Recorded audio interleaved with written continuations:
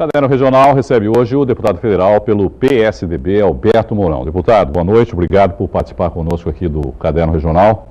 O senhor, durante 1 ano e 4 meses, esteve na Câmara na vaga deixada pelo deputado Rodrigo Garcia, do Democratas. Depois ele retornou, o senhor teve que deixar o cargo, mas gostaria que o senhor falasse um pouquinho a respeito do trabalho que o senhor realizou lá na Câmara durante esse período, que projetos o senhor teve a oportunidade de apresentar.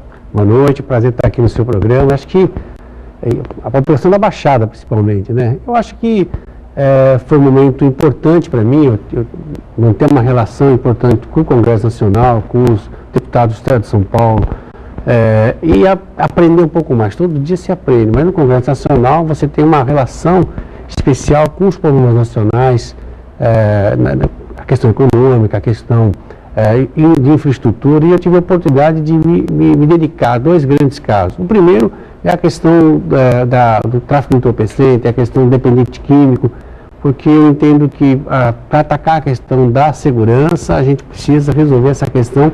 Estima-se que 2% da população brasileira hoje é dependente químico. Nós estamos falando de 4 milhões a 5 milhões de pessoas que hoje são viciados e que simulam a criminalidade. Os pequenos delitos são provocados por quê? Eles precisam praticar esses delitos para consumir droga. Eu tinha consciência de que precisava me dedicar à construção de um projeto para fazer implantação das clínicas de dependentes químicos, para poder ser na primeira fase. Na segunda fase, reestruturar os ambulatórios de dependentes químicos dentro do sistema SUS. E, em paralelo a isso, um trabalho da reestruturação, da formação e capacitação daqueles que fazem as comunidades terapêuticas. Sem esse trabalho, você não vai conseguir recuperar. Dizem, né, eu visitei algumas entidades, que nem o LAN, que é um pioneiro no Brasil, só tem 2, essa em São Bernardo e uma lá no estado de Minas Gerais, onde já se pratica essa internação. E essa recuperação passa por uma formação também desse dependente? É isso, deputado? Porque a gente vê, por exemplo, experiências com adolescentes que foram para a antiga FEBEM e que não recebiam nenhum tipo de formação, que não adianta nada, quer dizer, ele acaba saindo de lá e acaba voltando para o crime. Esse processo de formação também desse dependente químico, ele vai receber essa formação para que ele depois, saindo de lá, ele fique absolutamente desestruturado e retorne para as drogas de novo? Durante o ano passado, um grupo de deputados preocupado com essa questão fez um trabalho em conjunto, conversou com o Ministério da Saúde, quebrou um paradigma que era as correntes contrárias à internação compulsória.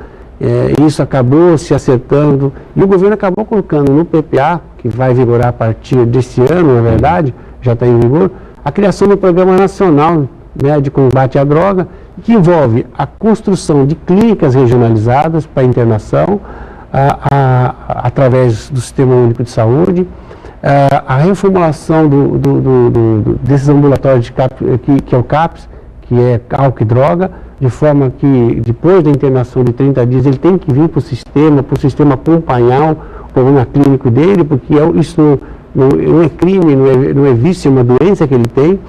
E paralelo a esse processo, o Ministério da Justiça vai formar um agente que são as comunidades terapêuticas, que são na verdade ou igrejas ou ONGs que se dispõem a trabalhar com o dependente químico num processo paralelo. Que é a questão, ele tem que ter um tratamento médico, mas ele tem que ter um tratamento também de inserção social. Se fizer o trabalho perfeito, a estimativa é que 60% tenha recuperação. Eu estive visitando algumas clínicas, o LAN em São Bernardo, volto a falar, e fiquei extremamente animado com o resultado do trabalho lá. E me dediquei à questão portuária, à infraestrutura, à reestruturação do sistema ferroviário, que é fundamental, para que a gente possa realmente desenvolver o Brasil. A porta de entrada e saída da economia brasileira e de qualquer país é o porto. E esse desenvolvimento passa também por uma reforma tributária, e eu sei que o senhor é um defensor dessa reforma tributária. Teremos efetivamente essa reforma, deputado?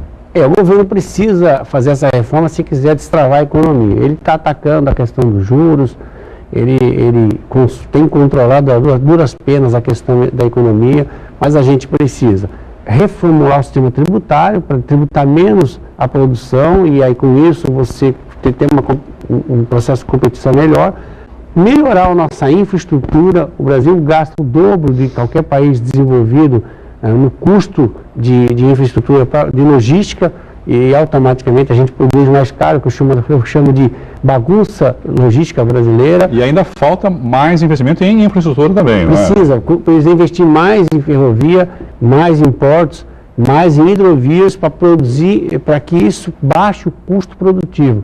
Nós gastamos em torno de 18% a 20% dos nossos produtos tem um custo de logística. No exterior é 8% a 9%. Então nós temos já saímos defasados. Aí você tem um sistema tributário também errado, né? Você tem um sistema também de formação profissional que não permite uma capacidade maior de produção. Então é um conjunto e uma taxa de juros que financia o setor privado na sua produção extremamente alta. É lógico que nós acabamos nessa situação que nós estamos acabando, que é concorrer em forma desigual com esse mercado internacional. Onde você nota bem, teve uma matéria há pouco tempo no Folha de São Paulo, mostrando que nós produzimos 40% a 50% vezes mais caro o nosso veículo, com todo esse incentivo que teve. Isso é fruto disso aqui. Mesmo com todos os incentivos, né? Que bem claro como o senhor colocou, né? Diminui IPI, diminui imposto e assim mesmo continuamos pagando ainda muito caro. Muito caro. Trazendo a conversa agora um pouquinho para a nossa região, o que o senhor acha que falta para aumentar ainda mais o desenvolvimento da Baixada Santista? Há uma grande expectativa de crescimento e desenvolvimento, com a chegada dos investimentos na área do pré-sal e também, principalmente, na cidade que é do seu interesse, que é Praia Grande, obviamente.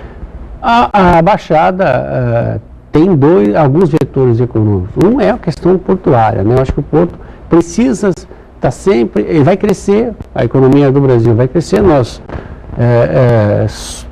passando por uma sexta economia, mas para você saltar para a quinta, a distância é muito grande, precisa crescer muito o nosso PIB, e para isso acontecer, não há dúvida que a gente vai ter que produzir muito mais, exportar muito mais, ou importar muito mais, e automaticamente o porto, a tendência é crescer muito. Aí voltamos para a infraestrutura, né? E aí o porto não vai ter essa capacidade, e se você cresce o porto, você não tem a saída e entrada. A gente tem que entender que o porto funciona, né? É canal de entrada e canal de saída.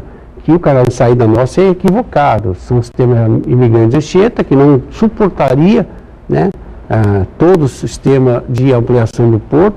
A gente precisa melhorar o sistema ferroviário e a gente hoje transporta 1% da carga saída e entrada pelo porto. Houve um certo abandono em relação às ferrovias no país, né? Houve. Nós vamos terminar as obras do ferro-anel, porque o que o ferro-anel tem de importância para nós?